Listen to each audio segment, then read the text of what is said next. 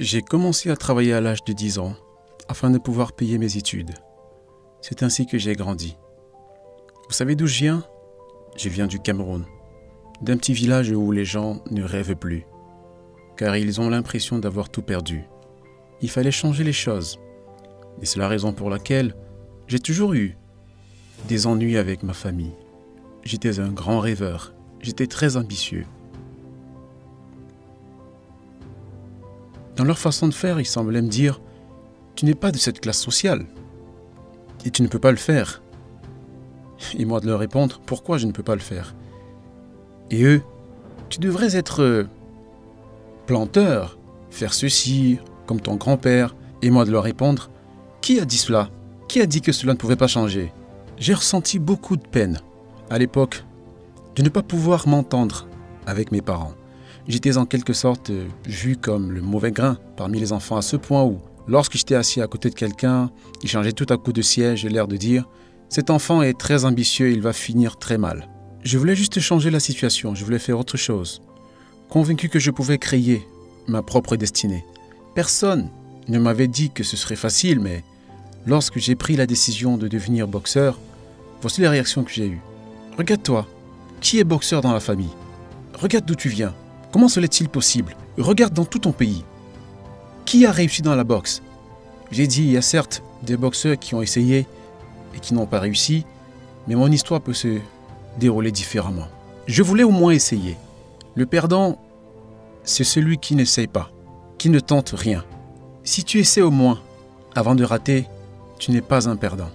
J'étais conducteur de mototaxi lorsque j'étais dans mon pays. Je me demandais tout le temps si c'est ce que je ferais de ma vie. Cette histoire n'avait de cesse de me trotter dans la tête. Et donc, à l'âge de 22 ans, j'étais à bout car j'avais quitté les bancs à 17 ans. Et donc, cela faisait 5 ans. Et je me suis dit, après 5 ans, qu'est-ce que j'ai fait concrètement de ma vie? Et je me suis dit, je dois poursuivre mes rêves. J'ai vendu cette moto et toute ma famille était en alerte. Genre, ce garçon devient complètement fou. Et défoncé, il perd totalement la tête. Il a vendu sa moto pour aller faire la boxe. C'est quoi la boxe? J'étais juste genre, je ne sais pas exactement ce que c'est que la boxe, mais je connais mes rêves. Et je vais essayer. Il n'y avait pas de garantie que je gagnerais. Il n'y en avait pas. Je ne peux pas leur en vouloir de n'avoir pas cru en moi. Ils essayaient juste d'être réalistes. Genre, contente-toi de faire ton travail et de chercher ta femme et d'avoir des enfants. Et dans ma tête, je me disais, d'avoir les enfants, n'est-ce pas? Qui auront une vie misérable comme la mienne. Qui seront moqués devant leurs amis, tout le temps, comme je l'ai été. Non, pas question. Je vais essayer autre chose. Et c'est ainsi que je suis arrivé dans la boxe. J'avais 22 ans.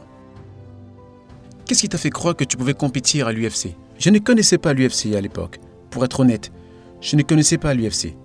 J'en avais entendu parler 2 ou 3 fois à la télé. Je n'avais même pas de télé. Je pouvais être assis dans un bar, voir les combats de l'UFC comme ça en passant, sans y manifester un intérêt particulier. Je me suis dit, essayons voir. Jusqu'à ce que j'aille en France, en 2013, je suis allé aux entraînements. J'étais sans domicile, sans argent.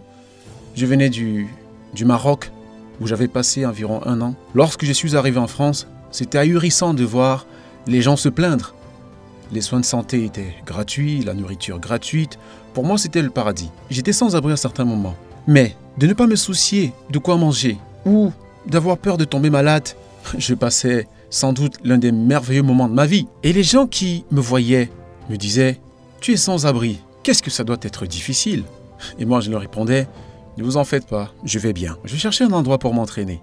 Je suis donc allé voir les gens. Je leur ai dit que je voulais m'entraîner pour devenir champion du monde.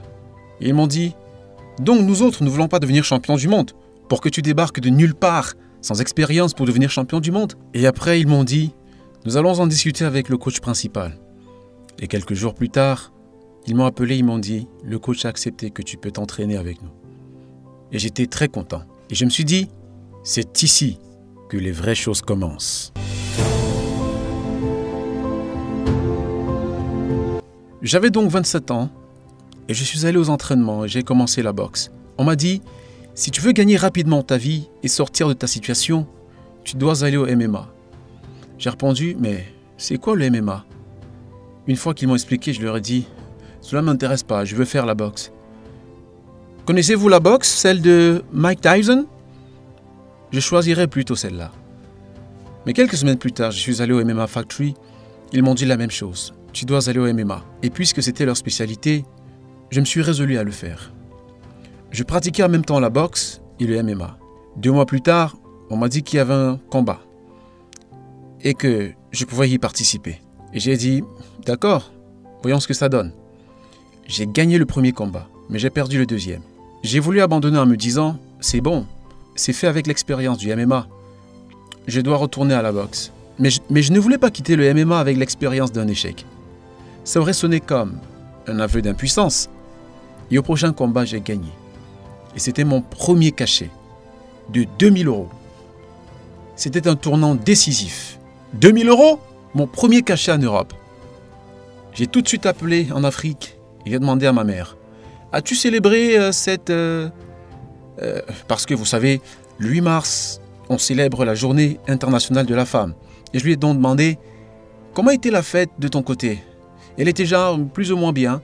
Et je lui ai dit, tu vas célébrer une journée internationale de la femme assez spéciale, car ton fils vient de gagner son premier cachet en Europe. C'était juste 2000 €, mais c'était déjà beaucoup pour moi. Depuis, avec les combats au MMA, même l'envie de faire la boxe demeure. Mais je peux dire que j'ai réalisé une partie de mes rêves.